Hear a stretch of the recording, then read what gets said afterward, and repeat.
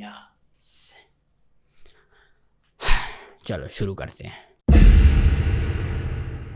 तो ये कहानी जानने से पहले आपको थोड़ा सा मेरे बारे में इंट्रोडक्शन लगेगा कि मैं किस तरह का इंसान हूँ, हैवान हूँ या फिर जो भी हूँ मैं। हेलो 911। तो मैं बहुत छोटी ही उम्र से थोड़ा शाय टाइप का, इंट्रोवर्ट कह सकते हैं जिसको, उस टाइप का बंदा था। अपने ही 4-5 दोस्तों में रहता था, उनके साथ ही खेलता कूदता था और दुनिया भर से ज्यादा मतलब नहीं रखता था। तो मेरे ये स्वभाव के चलते एक दानव ने मेरे अंदर जन्म लिया जिसे कहते हैं स्टेज फियर। बिल्कुल छोटी उम्र से लेके 11th क्लास तक मेरे को बहुत तगड़ा वाला स्टेज फियर था। मतलब मैं चढ़ के मतलब मैंने कंसीडर ही नहीं किया आज तक चढ़ के जाने का। मतलब ऐसा सोचना ही क्यों है, जैसे अगर अपन पानी पे चलने का कोशिश नहीं करते वैसे ही मैंने स्टेज पे चलने की कोशिश नहीं करी। पता नहीं क्यों, शायद क्योंकि अपन फट्टू थे इसलिए। सही बात है।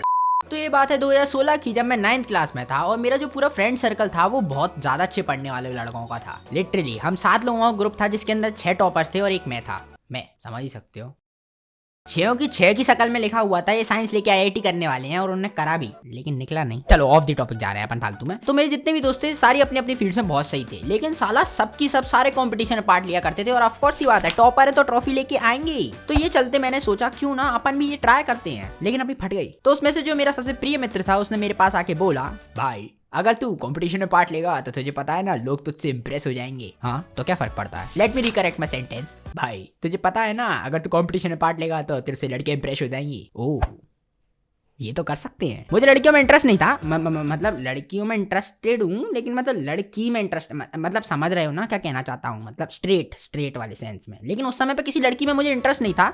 लेकिन किसको अपने को इज्जत नहीं चाहिए यार, चाहिए इज्जत तो, इसलिए अपन ने कहा अपन करेंगे पार्ट, क्यों नहीं लेंगे जरूर लेंगे।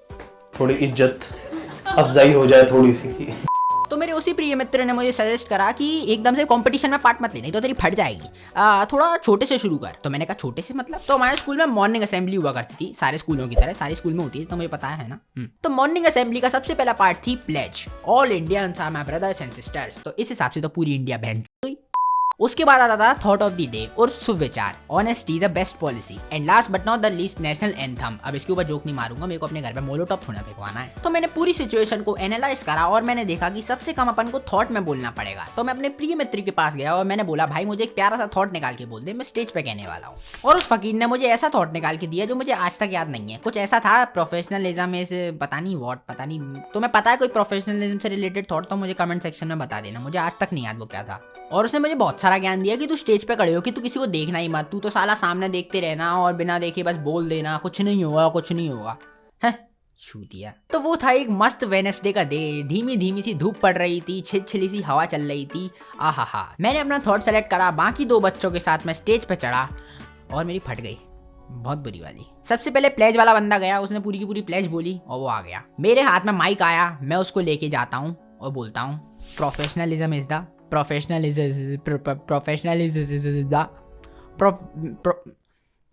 फिर एक हाथ आता है मेरे पीछे से, मेरी पीठ पे रखता है, वो प्रिंसिपल का हाथ था, और वो मुझे बोलते हैं बेटा अगली बार ट्राई करना, आ जाओ। और मैं तुम्हें बता नहीं सकता मेरे को जो अंदर से महसूस हुई थी, oh my God, such a humiliation. इस बात की नहीं कि भाई अपन बोल नहीं पा रहे, भाई पूरे देश के सामने, पूरी दुनिया के सामने कचरा हो गया, अपने सामने कचरा हो गया यार, थॉट नहीं बोल पा अपन। ओ भाई साहब, और ऐसा नहीं है कि वो थॉट याद ना हो, मतलब वो आज तक याद नहीं है भाई। उसके बाद रोते हुए नीचे उतरे, सच में नहीं रो रहा था लेकिन बिल्कुल दिल इतना छोटा हो गया था कि माइक्रोस्कोप से ना ढूंढ पाओ तुम। सारे दोस्तों ने मुझे सहानुभूति दी, कोई बात नहीं सबके साथ होता है, लेकिन अब क्या होना था, तो बस होता रह गई, जिंदगी भर के लिए फट गई अपनी। 9th 10th 11th तक आते आते इतने कंपटीशन आए, इतने कंपटीशन गए कि इसकी कोई हद नहीं है। और मेरा स्कूल तो लिटरली ऐसा स्कूल था जिसमें हर एक महीने 10 कंपटीशन होते थे, मतलब चांस ही चांस, तुम्हें जितना जाके बकचोदी करनी है करो। और मैंने उसके बाद किसी भी कंपटीशन में पार्ट नहीं लिया।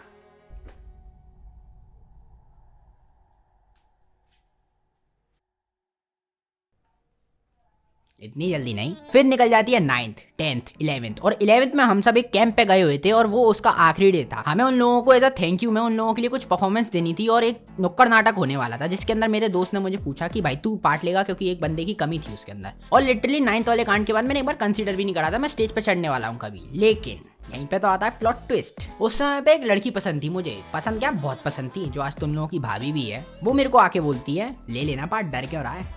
ओ भाइयों बहनों, मैं तुम्हें एक राज की बात बताता हूँ, तुम्हें 100 लड़के मिलके एक काम नहीं करवा पाएंगे जो एक लड़की करवा सकती है।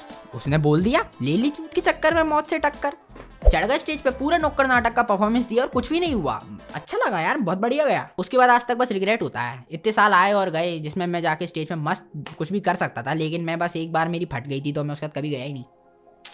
तो इसलिए अगर तुम्हें भी स्टेज फियर है तो मैं मानता हूँ मेरी भी बहुत ज़्यादा पटती थी, तुम्हें एक लड़की पटाने की ज़रूरत है। जो कसाई, लड़की पटाने की नहीं, मतलब अगर एक बार कुछ फट चुकी है तुम्हारी तो कोई बात नहीं यार, दूसरी बार ट्राई करके देखो, रिग्रेट नहीं रखना, बस मेरे को होता है इसलिए बता दिया। बाकी अगर आपके साथ में भी ऐसी कोई दुर्घटना घटी हो तो कमेंट सेक्शन में बताना, मेरे दिल को शांति पहुंचेगी। और अगर आप मुझे और पसंद करने लगे हो तो मुझे नहीं, मेरे कंटेंट को, तो इंस्टाग्राम पे फॉलो कर सकते हो, लिंक आपको डिस्क्रिप्शन में मिल जाएगा। बाकी ये है एक कहानी, एक भद्दी कहानी, एंड कट।